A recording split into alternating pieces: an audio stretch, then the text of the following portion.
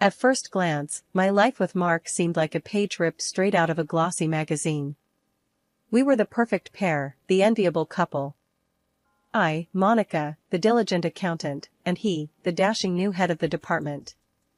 Our story began at the office, where quick chats by the coffee machine blossomed into a whirlwind romance. "Can't believe my luck," Mark would often say, his arm wrapped around me. From colleagues to life partners. "It's like we were meant to be." I'd smile, nod, and play along. Yeah, who would have thought? The dream team, both at work and home. But as the pages of our story turned, the dream began to show its cracks.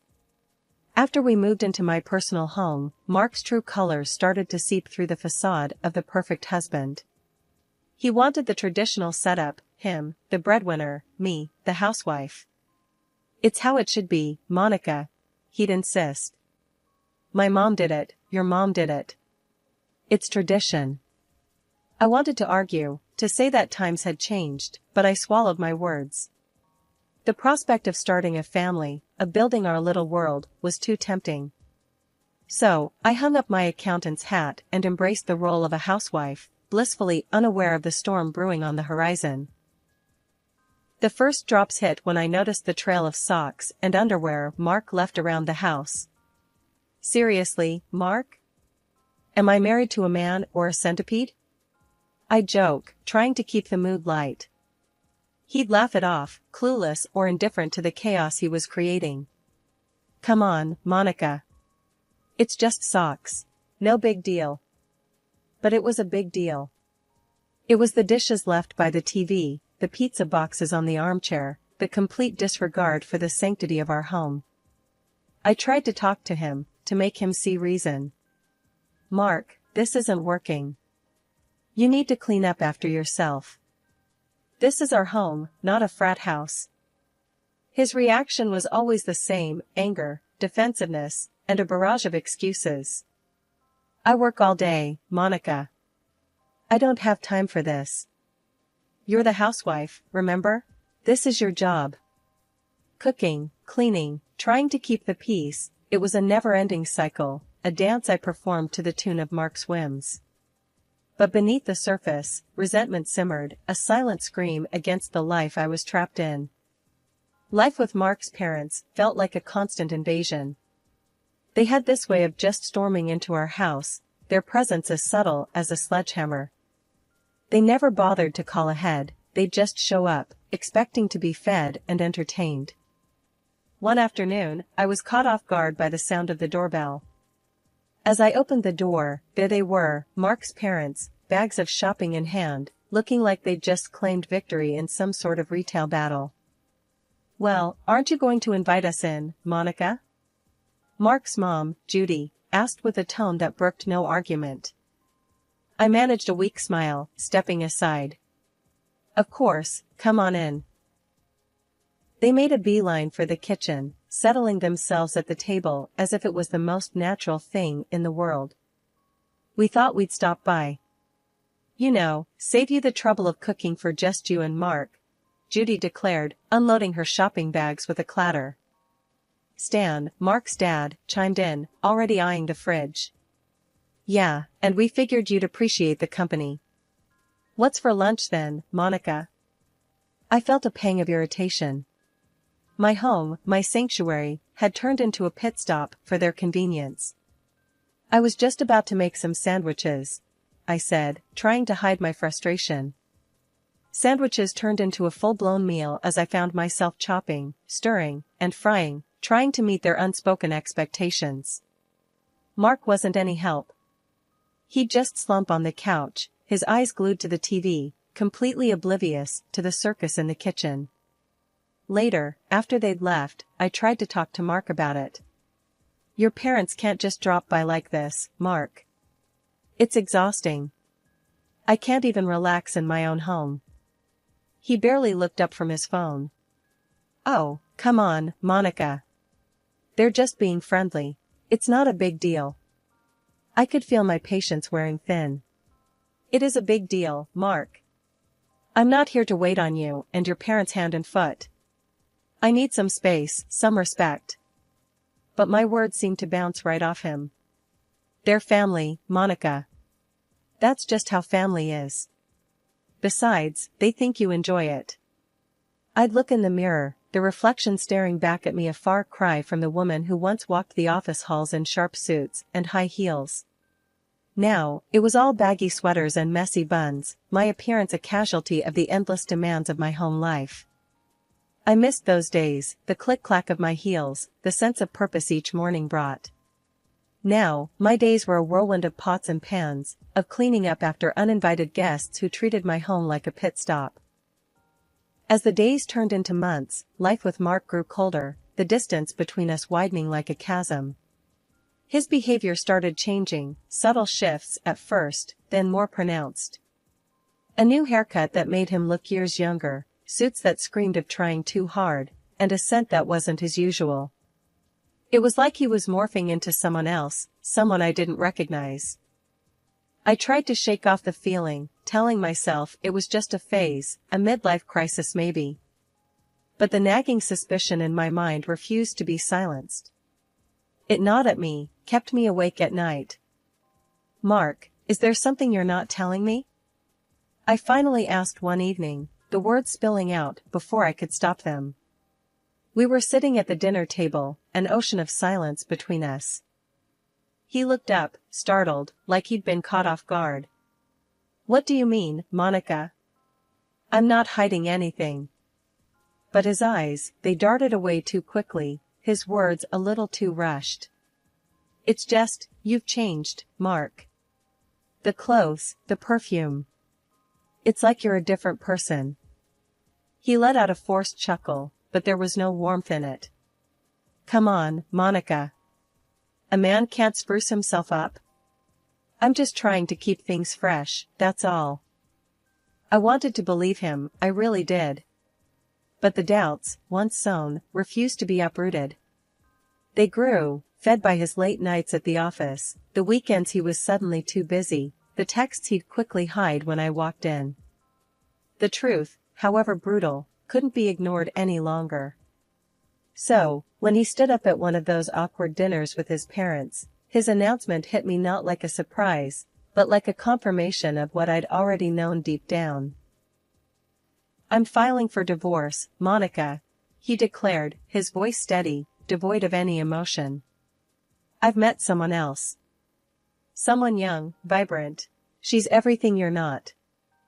The words cut through the room, leaving a trail of shock and disbelief.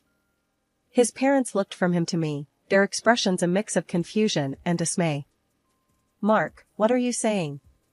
This is your wife, for heaven's sake, his mom exclaimed, her voice a mix of anger and disbelief. Yeah, son. You can't just throw away your marriage like this, his dad chimed in, his brow furrowed in concern. But Mark was relentless, his words a dagger twisting in my heart. It's decided. I want a family, a son. And Monica, well, she's not up to it. She's let herself go. It's time for a fresh start. His mistress, he painted her like a trophy, a prize he'd won, while painting me, his wife of 5 years, as a worn-out shoe, discarded and forgotten. The divorce papers he slid across the table were just a formality, his signature a cold, impersonal stroke of ink. But as I took them, something inside me shifted. The pain, the betrayal, it sparked a fire, a determination to not let this be the end of my story. Fine, Mark. I'm offering you a probation period, I said, my voice steady, my resolve firm. 3 months. If you succeed, I will give you a divorce without further ado. His smirk said it all. He thought he'd won, thought he'd broken me. But little did he know, he'd just awakened a sleeping tiger. Mark packed his things, his smugness almost tangible as he prepared to move in with his mistress. I watched him, my expression unreadable. Enjoy your probation period, Mark. Make sure she's worth it. His grin was all the confirmation I needed that he had no idea what was coming. The moment he left, I felt a weight lift off my shoulders. It was time for a fresh start, and not just for me. The moment I suggested the probation period, I knew it was a gamble. My friend, Lisa, thought I'd completely lost it. We sat in my kitchen, the room still echoing with the remnants of Mark's departure. "Monica, this is madness," Lisa exclaimed, her eyebrows knitted in concern. "You're just giving him a free pass to walk all over you." I took a slow sip of my coffee, feeling the warmth spread through me. "No, Lisa. This isn't surrender. It's strategy. Mark thinks he's playing me, but he's actually walking right into my trap." Lisa looked skeptical, her arms crossed. "And what about his parents? They treat your place like a drive-through. You going to let that slide too?" A smirk tugged at the corner of my lips. "Oh, they're part of the plan too. Just wait and see." Sure enough, the very next day, as if on cue, Mark's parents barged in, their uninvited presence as predictable as ever. This time, though, I was ready.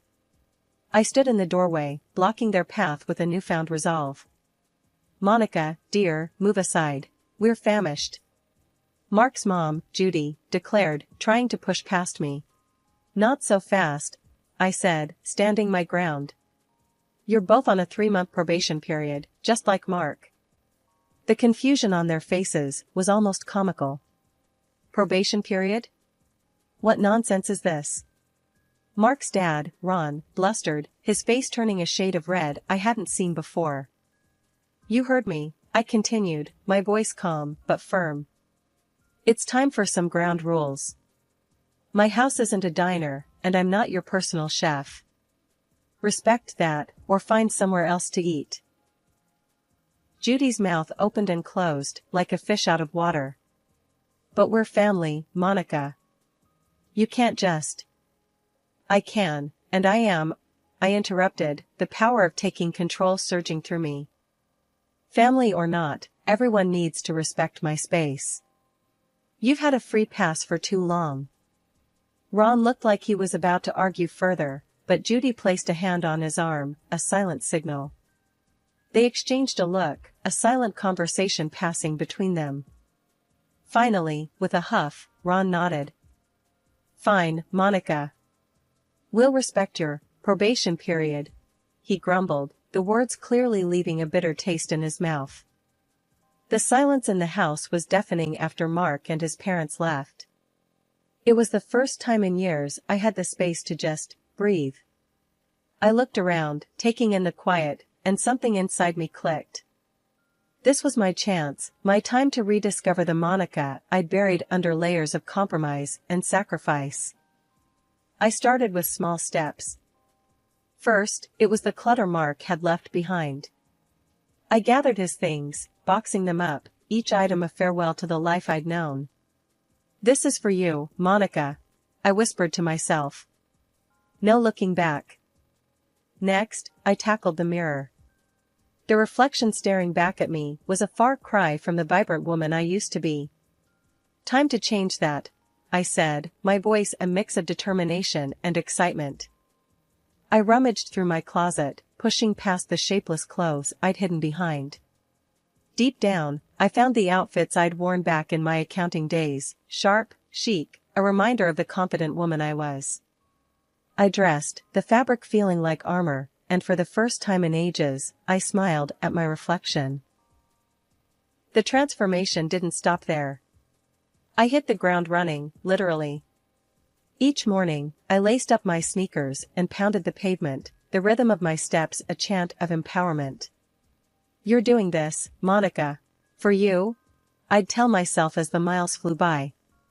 My diet changed too. No more quick fixes or catering to uninvited guests.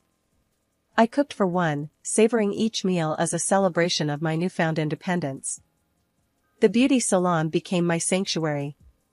I sat in the stylist's chair, the buzz of the scissors a melody of change. "Just do it," I told the stylist. "I'm ready for a new me."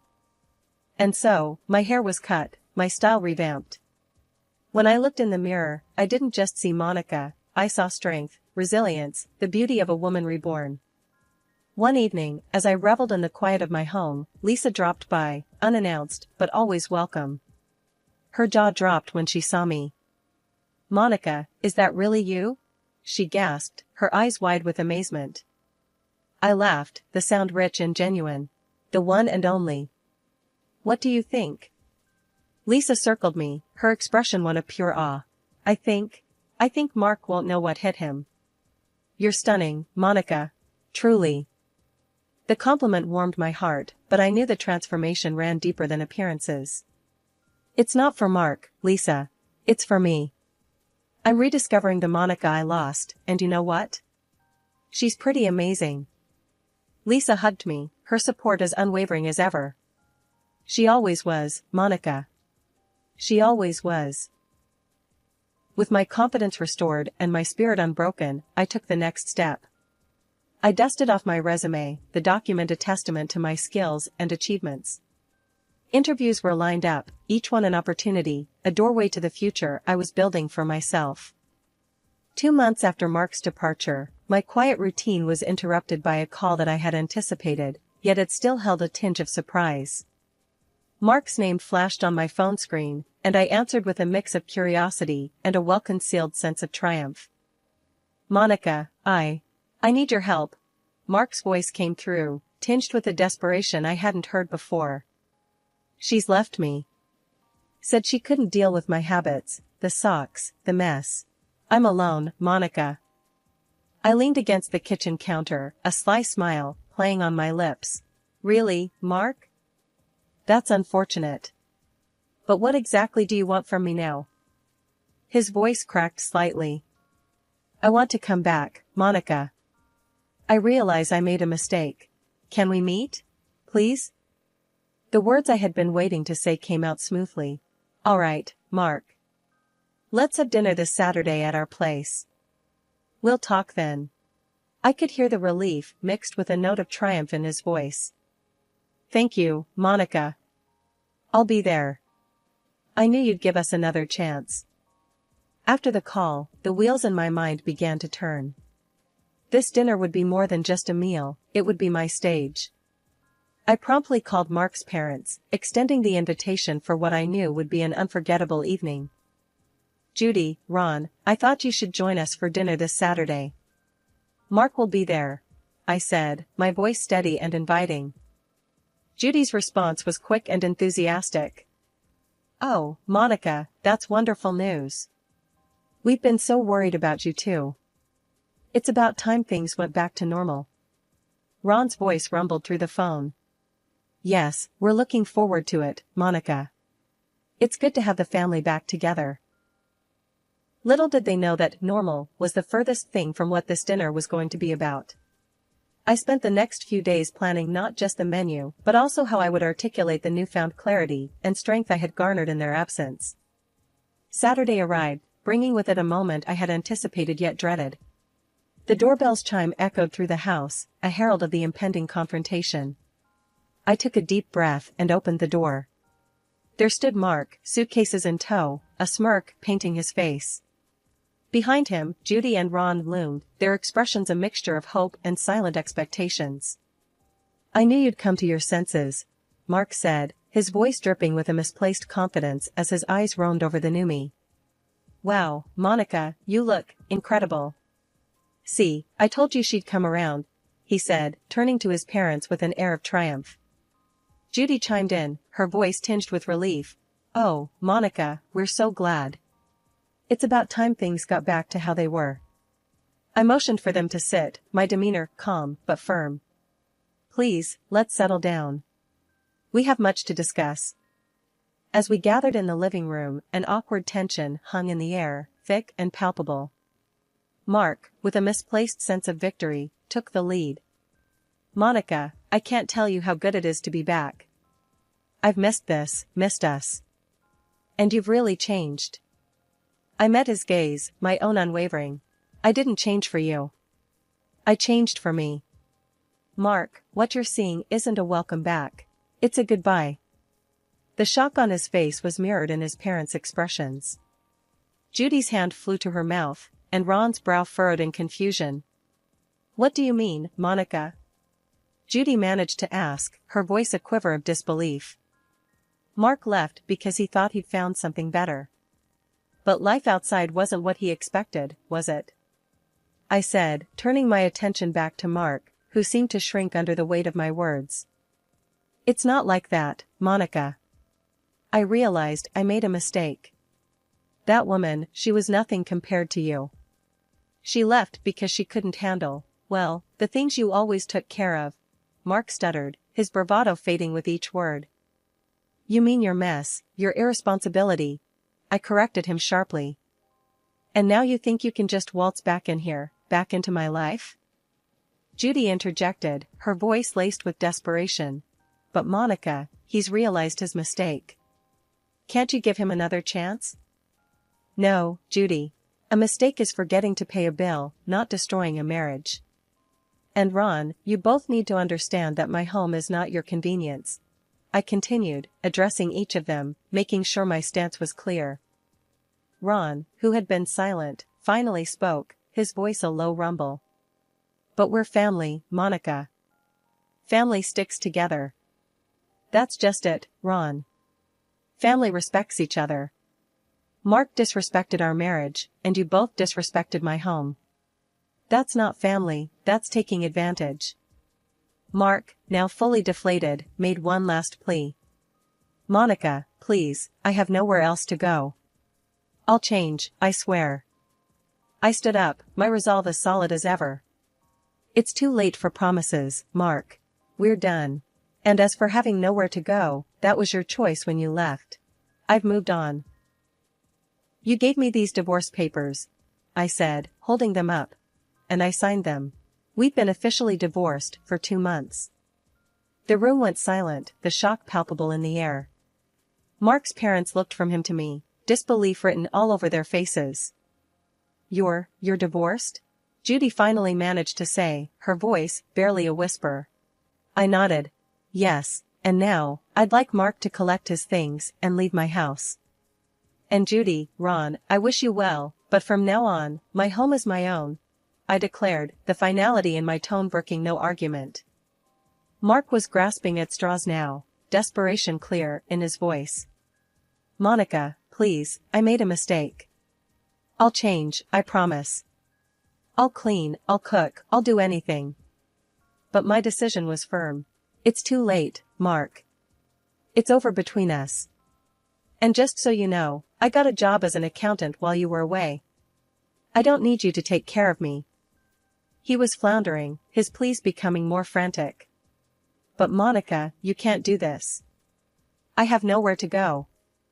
That's not my problem anymore, Mark. If you don't leave, I'll call the police, I said, my tone leaving no room for negotiation. At that point, Judy and Ron stood up, their faces a mix of disappointment and realization. They approached Mark, each taking one of his arms. Let's go, son. You've made your bed, now you have to lie in it, Ron said, his voice heavy with resignation. Before they left, Judy turned to me, her eyes softening.